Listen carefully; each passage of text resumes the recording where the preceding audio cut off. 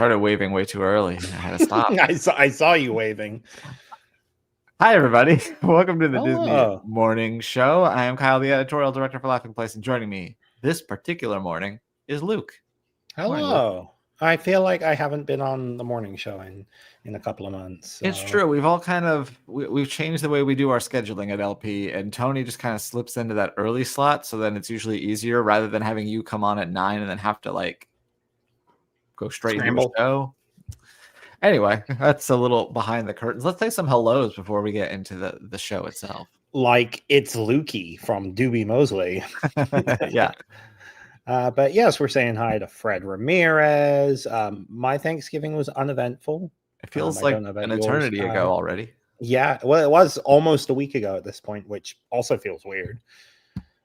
Also, hello to Genie Plus Plus. We've got Zadrian Disney here. I don't think there was an Avengers Doomsday trailer, but well, you know that you're going to make me check.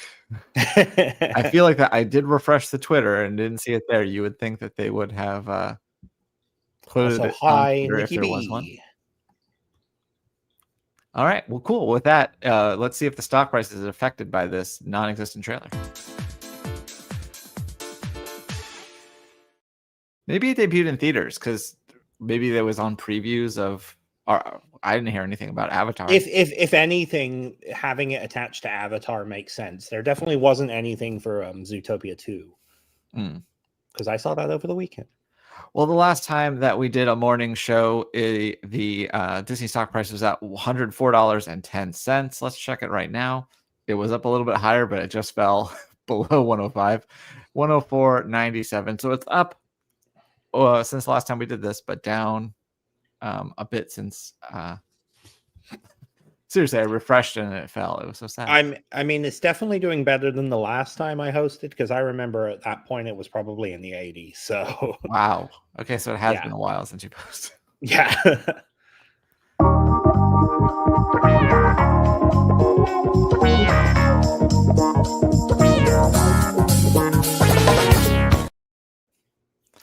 Well, we got tons of news over the past 2 days. Yesterday was Disneyland's day to announce a bunch of stuff, and then today was Walt Disney World. So we're going to start with Walt Disney World because it makes sense. It's the newest. First of all, we got some more details on the art of animation, the magic of Disney animation coming to Disney's Hollywood studios, including that the off-the-page character meet and greet is going to have 6 different sections, including this one, which is Rapunzel.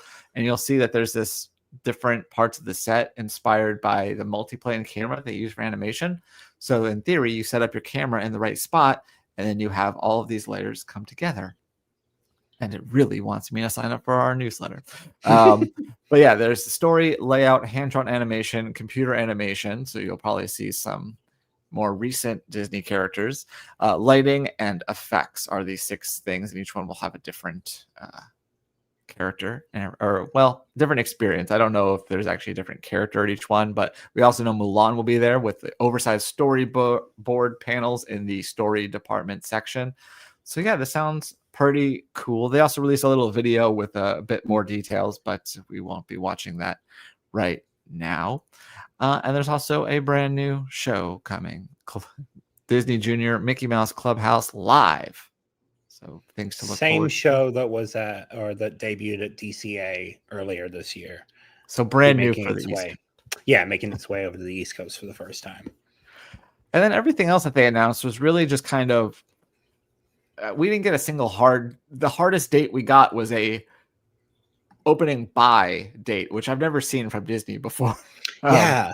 But everything else was really like seasons, or this is another slightly more specific one. We got a opening month. Or a reopening month. Yeah, a reopening month for Frozen Ever After, which is getting the much better, fully realized animatronic faces that they have in Hong Kong Disneyland and will also have at Disneyland Paris, instead of the projection faces, which have been pretty controversial since they first started. I think people kind of were okay with them on Seven Dwarfs Mine Train, but they really don't work on Frozen Ever After. So Fortunately, come February of 2026, it will be changed, and the attraction will be closing temporarily on January 26th. So it looks like it will only be closed for a week, maybe 2 weeks. So a nice quick turnaround to really improve this attraction. Yeah, I'm excited for that because I do really like the Hong Kong version. So I wonder if they're new animatronics completely, or if they're just swapping out the head. that's a good point. I also feel like we kind of saw in the video that the lighting in the two attractions between Hong Kong and Epcot is a lot different. So there might be a little bit more work than simply just swapping out the head. I think that will make sense because they'll probably have to make it a little brighter to be able to see versus the darkness that's needed for the projections. Yeah, like if you look at these two Svens here, like you get this like day glow version Epcot, and then it's way easier, like way better, like tungsten lighting for him in Hong Kong. I'm not sure when the last time you went on Frozen at Epcot was, but long time. Yeah, I've done both within the last 2 years, and the Hong Kong one is definitely a step up. Yeah, and it's got that steeper drop. Yeah, which is weird. Yeah, I thought it was just my imagination, and then they confirmed it to me.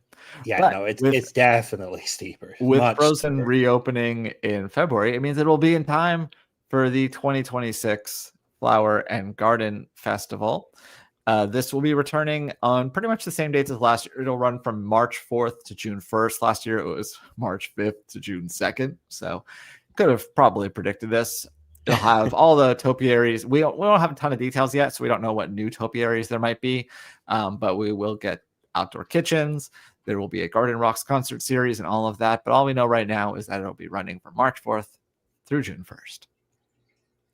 And then returning, which we knew this was returning, but Luke, it's got a brand new name. Cool Kids Summer, no more. Now it is Cool Kids Summer. That's S and then the apostrophe. It's plural and possessive. It's coming back this summer. No other details. We do know that Goofy Core, which I always want to call Goofy Cot, will be coming back, as well as they'll have specials, character interactions throughout all 4 parks, kind of like they did last year. There's also going to be a special ticketing offer, presumably for kids tickets, that'll be coming. But those details won't be released until next month. But yes, look forward to a Cool Kids Summer.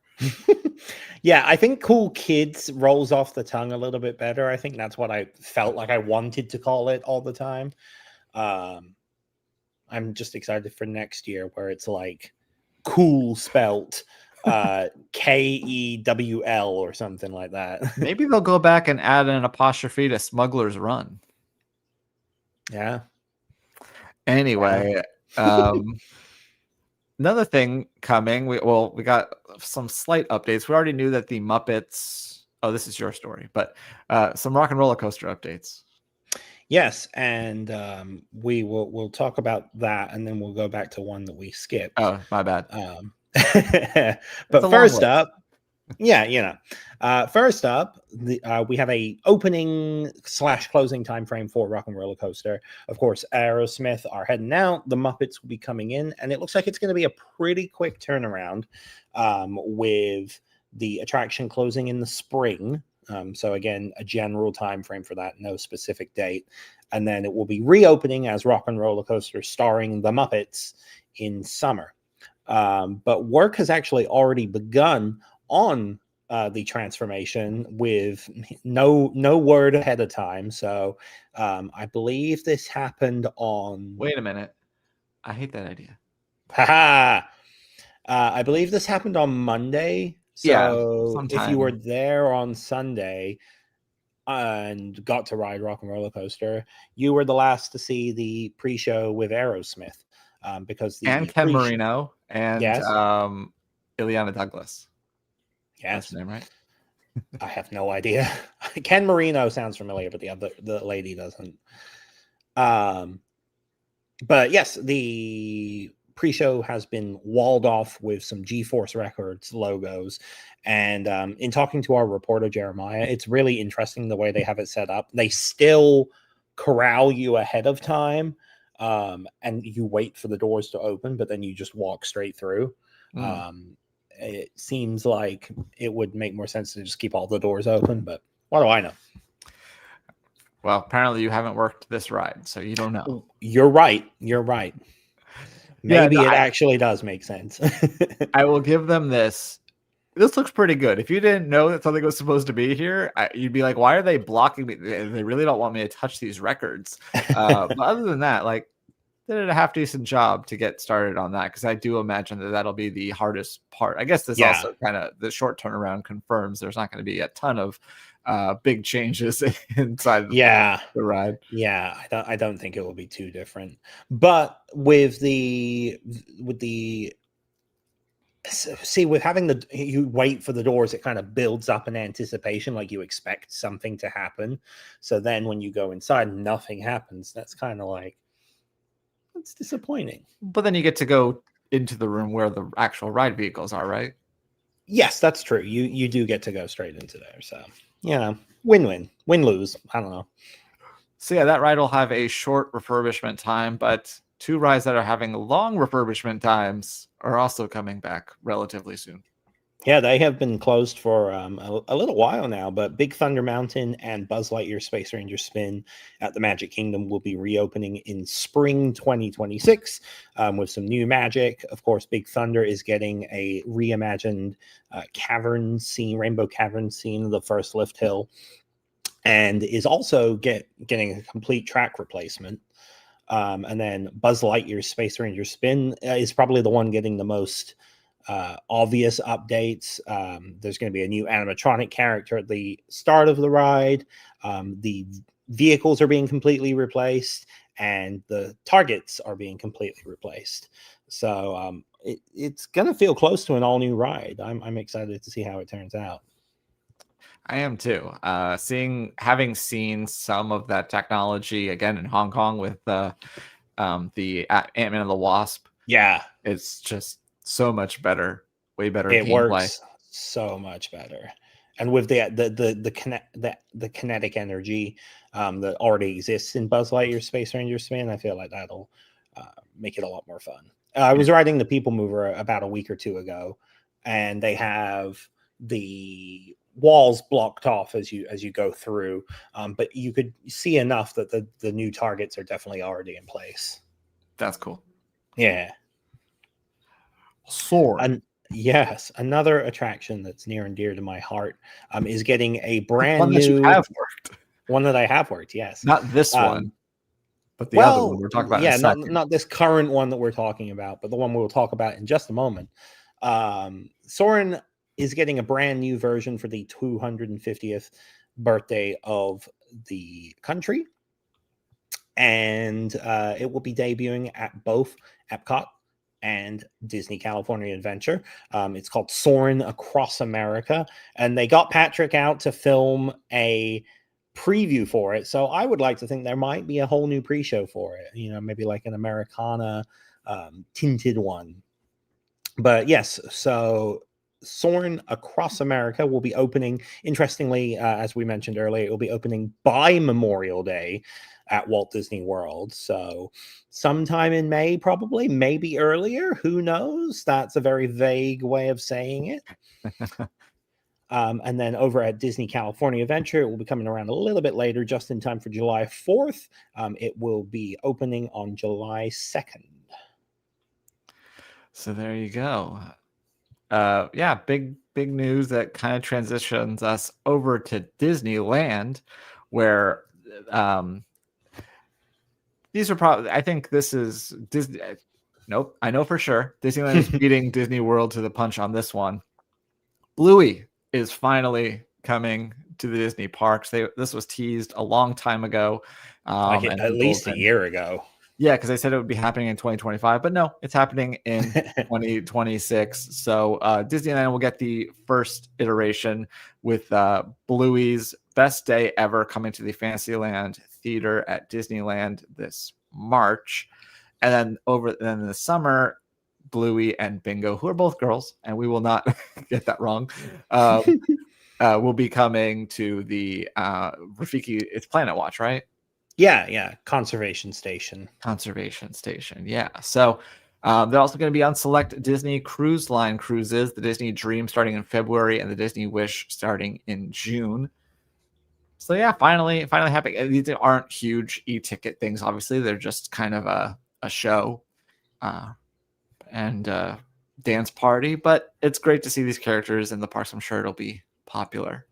Well, you might think that, but Fred Ramirez doesn't. He ain't interested. I mean, yeah, maybe a regular meet and greet. I don't know how much time I'm going to be spending at the party there. Yeah, I've never seen Bluey. I don't have any youngsters in my life, so not something for me specifically. But I'm glad that people enjoy it. And then with that, because they'll be taking over the Fantasyland Theater this year's Celebrate Gospel, which when I went to it back in the day was in DCA at the Millionaire stage. Then it moved over to the Fantasyland Theater. Well, now it's moving over to Downtown Disney for this year. Yeah, because I guess it probably can't be part of the Millionaire stage because that's probably getting removed alongside Monsters. Probably. One would assume. So I think it's probably a good thing. Make it more accessible to people. You don't even need a park ticket to experience it now. So you can look in February. You have that nice little stage area, and they can probably do some roaming stuff too. So yeah.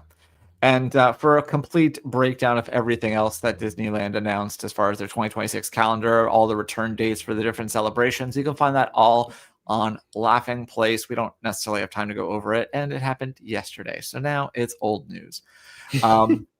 And I did want to do at least one non-Walt Disney World story here. So we're going to talk about Disney 23 magazine no longer existing. Last year, they moved from being a print magazine to still technically being a print magazine. You could buy it separately, but your membership only included a digital version. But then they put some issues on sale separately on Disney Store. Now it's going to be ceasing entirely for the new year. I don't know if this means that it's retroactively stopped, like the last issue was the last one. Counting by my count, I think there were 68 issues in total, starting in 2009 and going all the way up until this most recent issue. So yeah, I mean, I've bemoaned this before, but I was a D23 member, day one charter member. And for a while there, they had the silver pass where I could basically just keep my membership. I don't get the magazine, but you get the, gift or whatever. And then they got rid of that, made me get the magazine again. It's a lovely magazine, but I never looked at it. It was just felt wasteful to me. And then one year when I wasn't very happy with the member gift, I'm like, all right, it's finally time to cut this off. There's no reason to do this. And now they're finally doing the things that I wish they did all along, like just getting rid of the magazine, letting you be a member for a nominal fee, whatever. But it's too late. I can't get my charter member status back.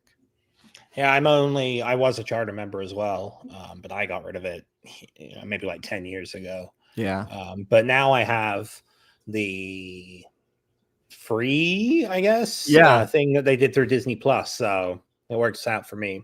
Yeah, same thing. Same here. I'm once again a D23 member, but just in a weird way.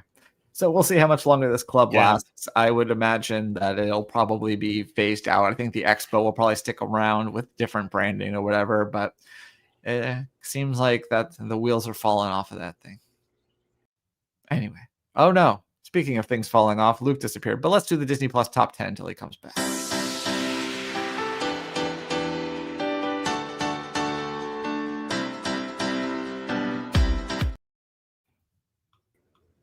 See, he wasn't gone for long. But he's not on this page. I accidentally had my two fingers and they slid back and forth, and that's a gesture on the thing. Yeah, that's the thing that happens. Anyway, we're going to check out the Disney Plus top 10, see if Santa Claus is in it. Prep and Landing Snowball Protocol. I forgot that already debuted. I'm excited to go watch that this evening. Zootopia, the original. Number 2, Toy Story. Interestingly, the Prep and Landing Operation Secret Santa, which was the second one, is also there. The Wonderful World of Disney Holiday Spectacular, which I believe is now actually on YouTube after they accidentally leaked it themselves last week. But you could also watch on Disney Plus. Fantastic Four: First Steps, which Doobie said was fantastic or great or some other adjective. He liked it. Fantastic would make the most sense. It would.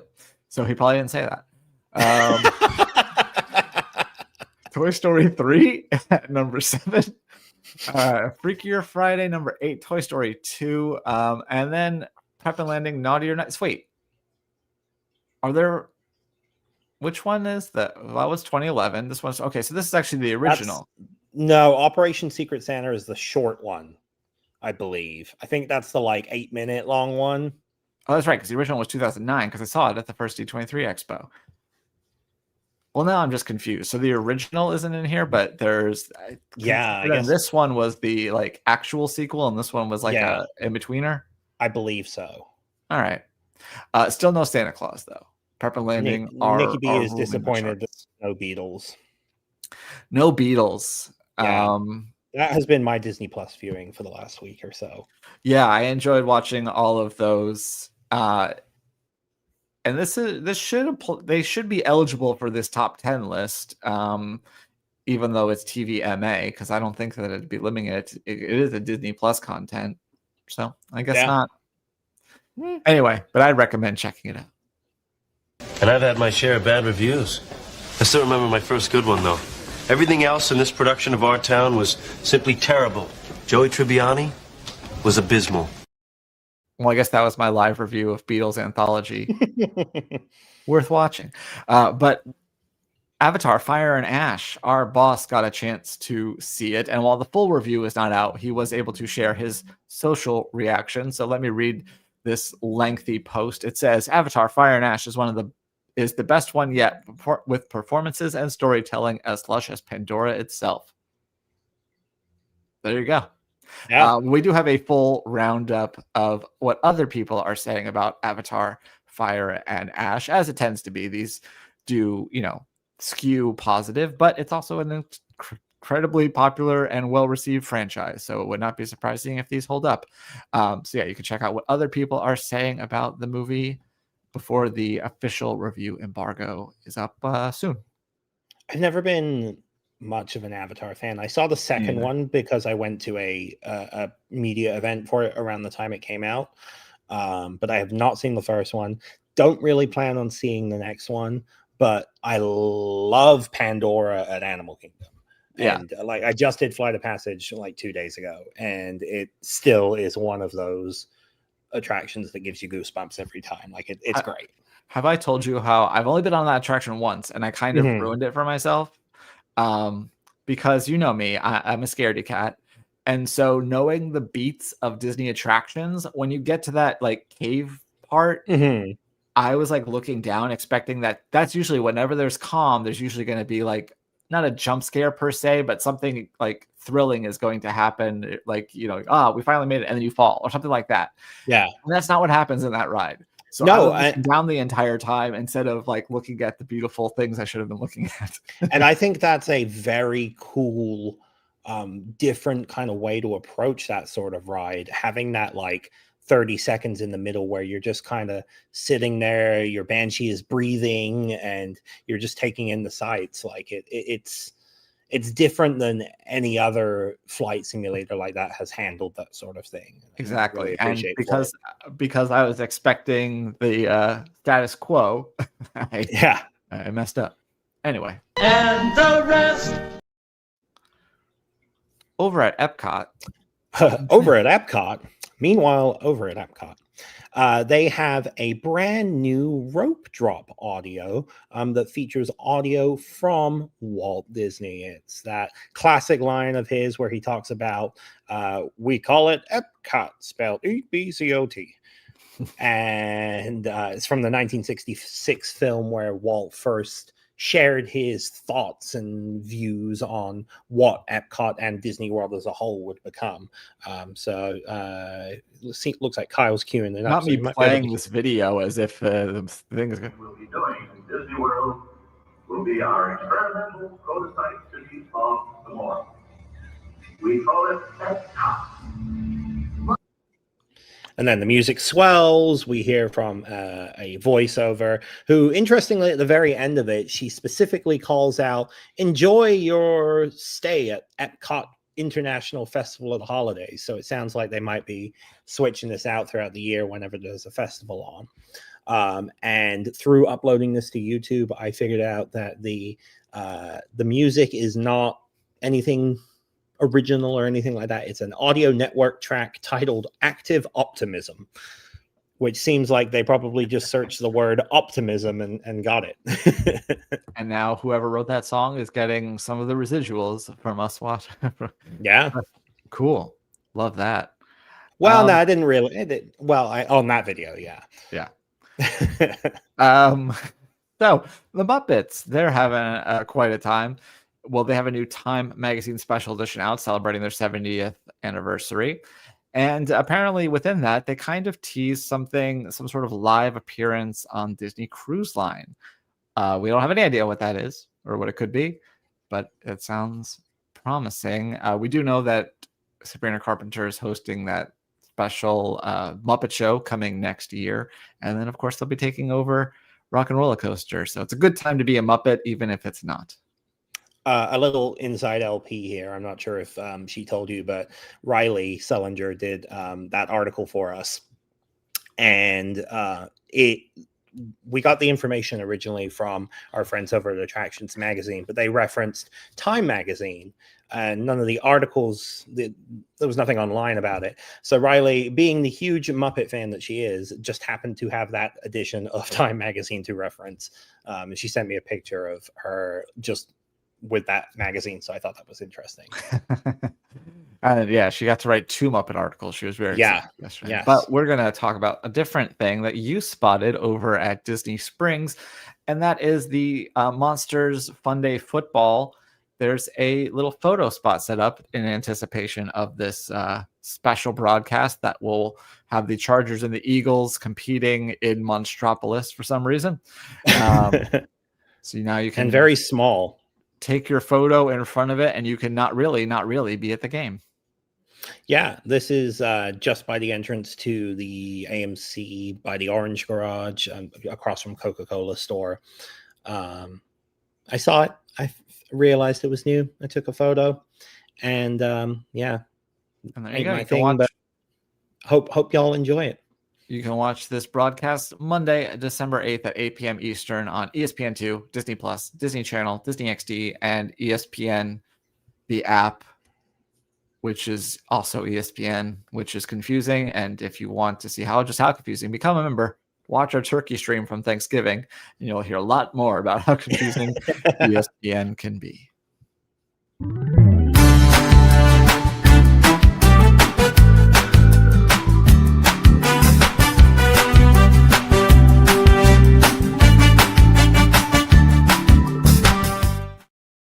Well, if you'll recall, when the holidays at the Disneyland Resort kicked off this year, it was raining, so Mike unfortunately missed a lot of the entertainment returning. But he, being the good soldier, toy soldier even, that he is, he went back and was able to capture that. So you could check out all of that goodness right here on Laughing Place, including a great video that he got of Avengers Campus, where Deadpool comes in on this like little horse thing and asks where a Bug's Land is. It's a lot of fun. It's doing numbers on Twitter. So yeah, I had no idea that little moment existed in addition to the show, and I watched that last night, and that was very entertaining. And it even plays the Christmas fantasy music. He's kind of singing to it. So yeah, definitely check that out. Alex, even though Zootopia 2 is in theaters, so you can't go ahead and rewind all the things that you want to be able to rewind, he has put together some of the Easter eggs that he happened to notice, and some people on our team noticed during their first viewing, including right here. There's a Mickey cap in Zootopia. So you can go ahead and check that out, including, there's references to the Shanghai land and things like that. So that one's kind of obvious. I haven't seen the movie, but I know exactly what's happening there. That moment made me laugh out loud. That was very funny. So yeah, be sure to check that out. And then finally, as part of the press junket that Benji went to when he saw not Zootopia, Avatar, Fire and Ash, there was a special like full-on exhibit. So we have a tour of that, photos, full video. There was bioluminescence on display. There was some props and screen-worn costumes. So yeah, Blue people. So check that out over on Laughing Place as well. All right, Luke, are you ready for your quiz? Oh, I'm ready. All right. On this day in 1960, an actress was born. Her Disney credits include Splash, My Favorite Martian, and Kill Bill. Daryl Hannah? Daryl Hannah. Nice work. I don't know if we still own Kill Bill, but that's what I know her from. All right. This one's a lengthy list, and I'm sure you're going to get it. Right. On this day in 1965, a multi-talented writer, director, voice actor was born. His Disney credits include Toy Story, A Bug's Life, Toy Story 2, Monsters, Inc., Finding Nemo, The Incredibles, Cars, Ratatouille, WALL-E, Toy Story 3, Cars 2, Brave, Monsters University, Inside Out, Toy Story 4, Onward, Soul, and John Carter. John Ratzenberg? No. The John Carter was the big hint there. He's also an actor, writer, and director. Andrew Stanton? Andrew Stanton, yes. And finally, on this day in 2019, a big Disney project was released, multi-platform. There was a documentary on Disney Plus that debuted, or documentary, I think it was a series sort of. And there was a book. And it was famously a panel at the D23 Expo that was a big secret. And now we've all forgotten that it happened. I have no idea. It's called One Day at Disney. Yep. Nope. Don't remember that. So the only reason that it's notable is because they announced the D23 panel lineup and said like a super secret Disney project and didn't say what it was. And so people like got fast passes for it and stuff. And then it turned out to be One Day at Disney, which is a book. So they followed several different people across the company, just kind of showing the breadth of the company. I think like Robin Roberts was in it and things like that. But yeah, let's see if it's still on Disney Plus. I don't remember why, but I think I have that book. I know I didn't buy it. Maybe they donated them to cast members at the time or something, kind of like they did with. Honestly, that might have been it. Toy Story 3. They gave everyone. One Day at Disney shorts is on there. Yeah, One Day at Disney. So there's two of them. Documentaries, plural. Okay, so I guess there's one documentary and then shorts. So yeah, just kind of showing all these different jobs in the company. So I mean, it's a cool idea. They just overhyped it with that D23 thing. Oh, absolutely. Yeah, way too overhyped from that. Anyway, let me give a quick refresh. I'm not going to check Sorcerer Streak and brag about how I won. So we'll just go ahead and refresh to see if there's anything new for us to talk about before we say goodbye. Oh, I am excited about the Ryan Seacrest, Dick Clark's New Year's Rockin' Eve lineup with Chapel Roan performing. Yes, there is a good amount of fun people on the schedule this year. We have the full schedule up on laughingplace.com. Chapel Roan's The Giver was my number 5 on Spotify Unwrapped. There you go. There's also I know Nikki's watching and she wasn't able to find it, but hopefully y'all can find it. If you go to the YouTube app and click the U tab, hopefully you'll see a YouTube recap button, kind of like Spotify Wrapped. I was in the top 0.1% for this channel, so hopefully you are as well. And yeah, it's kind of fun feature. My top artists from Spotify though were Paul McCartney, The Beatles, and Wings. So I obviously have a type there. Yeah. And I wonder who the type was. Anyway, thank you all for watching. We will not have a morning show tomorrow, perhaps on Friday. I haven't looked at the schedule yet. But thank you all for joining us. I hope you have a great rest of your day, and we'll see you real soon.